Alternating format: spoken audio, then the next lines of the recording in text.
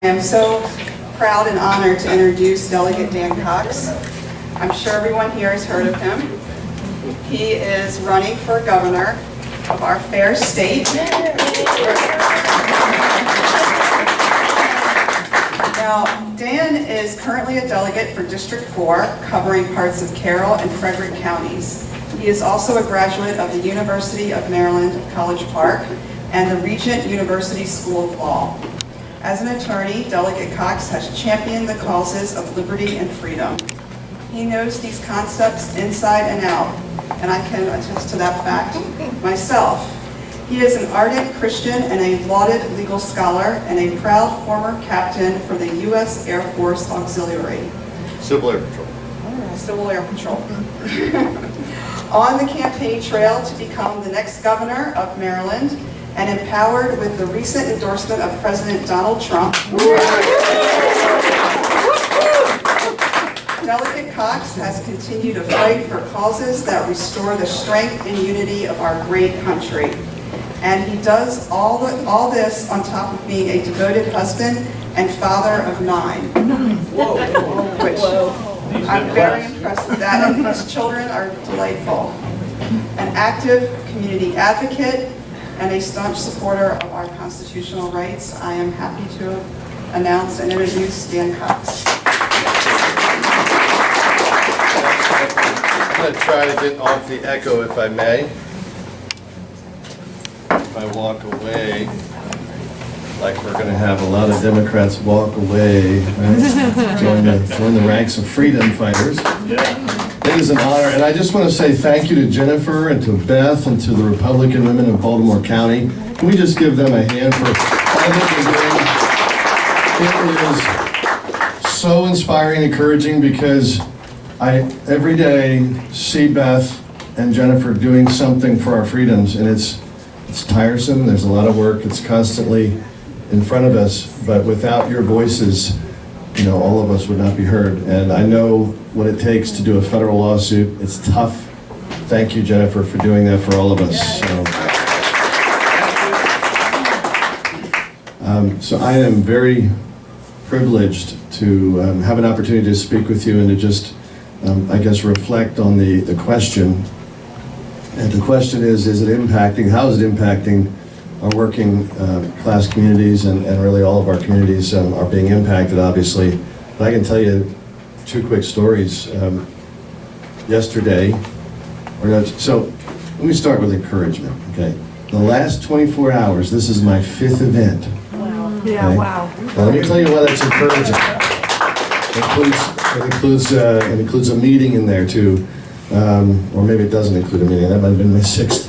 But in any case, this is a piece of the grand puzzle of freedom coming together. When you see what happened in Virginia, how many people were excited about what happened in Virginia? People stood up together in Virginia. They came together. The mama bears came out. The parents came out, and they said, enough is enough. We're going to take back our freedoms. These are our individual rights, our individual liberties, and they're all of ours. And it became beyond the party. It became really about the people again. And that's what's happening in Maryland. That's why I mentioned five events in the last. I am having trouble keeping up with the invitations, and that's exciting to me because that's the way it should be when you really want people to fight. The last thing we need is apathy and lethargy when you're dealing with substantive things such as losing the right to decide your own children's medical care. And that's what we're up against right now. Let's make no mistake. I was talking to a DOD gentleman yesterday, see, I'm getting my events confused. Lunchtime today, a spy told me, he said he's a spy. I'm like, oh, that's cool. But he came up to me privately and he said, you have to stand up and lead on this. Do not back down. I've been in communist countries all my life. I was born in a communist country. I'm serving our country. And what we're up against here is beyond just a virus. We're up against a total change of our system that we can't let happen. We have to stand against the Marxism that's creeping in and in some ways flooding in through these executive orders. And so that's why I'm running for governor. Because on day one, we're going to reverse those mandates, and instead of having a mandate for a vax requirement or a mask requirement or any kind of medical passport, if a government agent mandates that either locally or statewide, they're going to face a fine. Because we're going to restore freedom to people. And how does this impact the working class?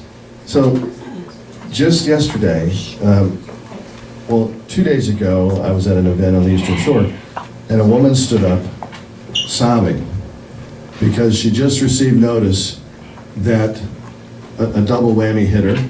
She was losing her job as a nurse for 30 years because she refused to disclose her vax status.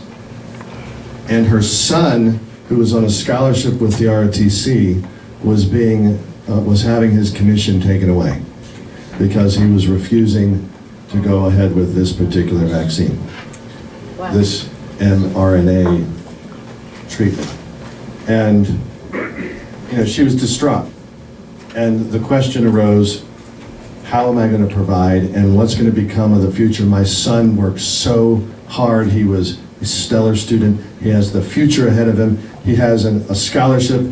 He has a commission. He has a bright opportunity ripped from him, and he doesn't know what to do.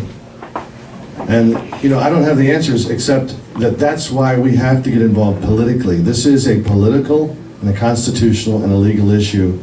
We need all fronts. It's an attack on our divided system of government. And that's what happened yesterday that's encouraging. Yesterday, a Louisiana federal judge issued a nationwide stop, it called an injunction, against the firing or the mandate against any healthcare worker in the United States. That's a big deal. And you know what he said? Now this isn't over, this was the first level of it. This is the U.S. District Court. I think it was the Western District of Louisiana, I'm not quite sure. What he said was, the mandates from the Biden administration are a direct attack on our constitutional system of divided government and the separation of powers.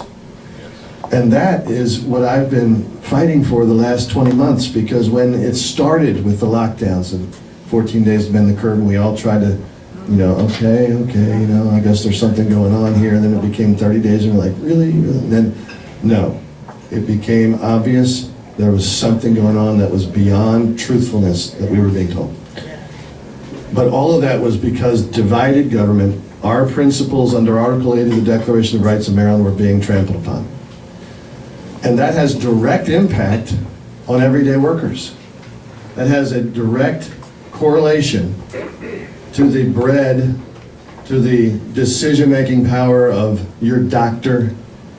I mean, alternative systems have now become a commodity.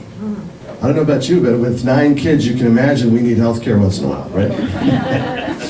Especially with my little 3-year-old. He likes to, daredevil all the time. And when you try to go to your doctor, your dentist, and it says no entry without a mask, or no entry without an appointment, and it takes 3 to 4 months to get an appointment, that happened to us. You realize you got to do something else. You got to find other ways to get the treatment you need. You got to find a system that will work regardless of what's going on in society. And that's, I think, the most difficult part of this for the working class, is because they don't always have the resources to do that. And they're looking at issues in front of them that are apparently insurmountable. So what I think Jennifer would agree, and this is educational, but what needs to happen is everyone needs to understand that they have rights as well. They have the right to file complaints. We have a Civil Rights Commission in Maryland that protects your religious freedom. And if the government or a corporation is ordering you to do something, you file a civil rights complaint. I can't tell you how many corporations appreciate the Civil Rights Commission because it gives them cover against a government action against them. To say, I'm sorry, I've got a civil rights review here. You can't do this. And so I know in Pennsylvania, I've heard there's thousands of people who are facing termination who have filed thousands of civil rights complaints on religion and medical disability grounds, as well as some other retaliatory grounds, obviously.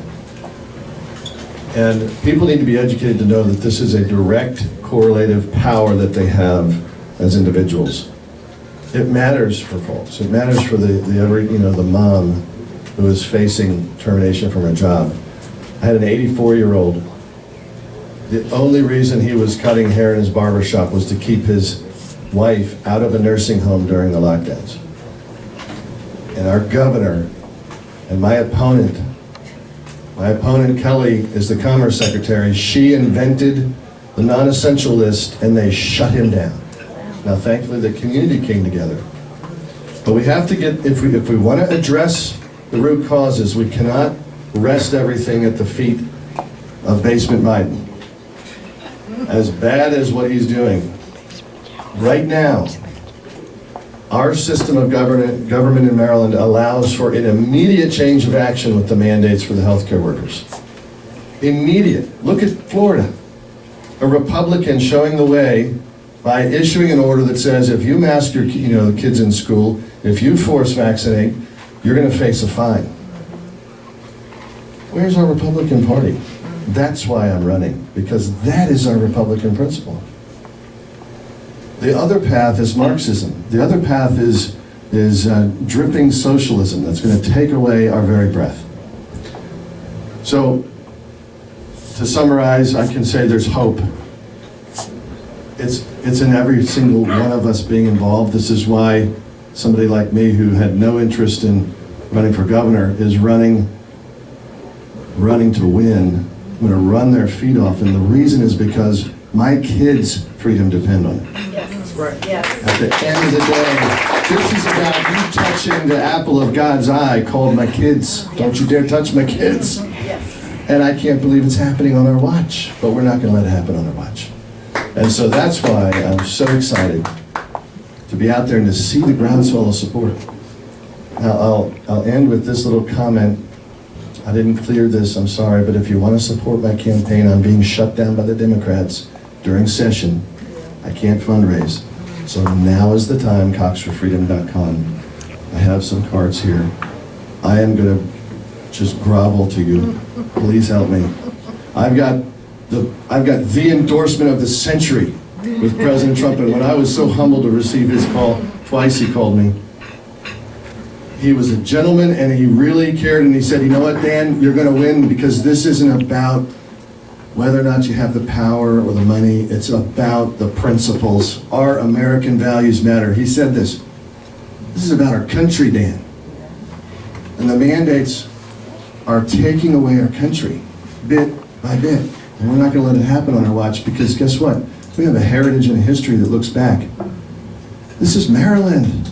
This is the land of Francis Scott Key. This is the land of Frederick Douglass. This is the land where freedom first rang out and went across the bay. And so we've got to make a difference. We can make a difference. It's happening now, but we've got to join together. And the political answer is the answer. I've litigated in court. It is tough. I've won and I've lost. Thankfully, just yesterday, we won a case in the mask mandate, but it was by basically not a court order, but an acquiescence. They didn't want to keep litigating. We won a reopening during Christmas, reopening restaurants. But the substantive issues have not been addressed by the judges, and they will not be addressed by the judges. They won't go to due process. They won't go to the 14th Amendment. I don't know why. There's only one method. We've got to take back our executives. We've got to take back the executive mansion in the State House. We've got to take back every executive county position that has power over these mandates. And we've got to set a new course. And we can do that in all 24 jurisdictions because the people are rising up, the people care, the people are crying out. And thankfully, a lot of people say, well, how can you win as a conservative Republican in a blue state, blue as Maryland? Well, I've been privileged to be living and grow here all my life, grow up here and living in Frederick, being born in Montgomery County area, growing up in Baltimore County. I can tell you, people love their own freedom. And at the end of the day, if you're going to have 50% of minority communities say, I don't trust you, I don't like you forcing me to get an injection that I don't even have the ingredient list to, and I'm the only candidate speaking on that, that's going to make a difference this election. thank you, I'm asking for your support, and we can do this together. Thanks so much.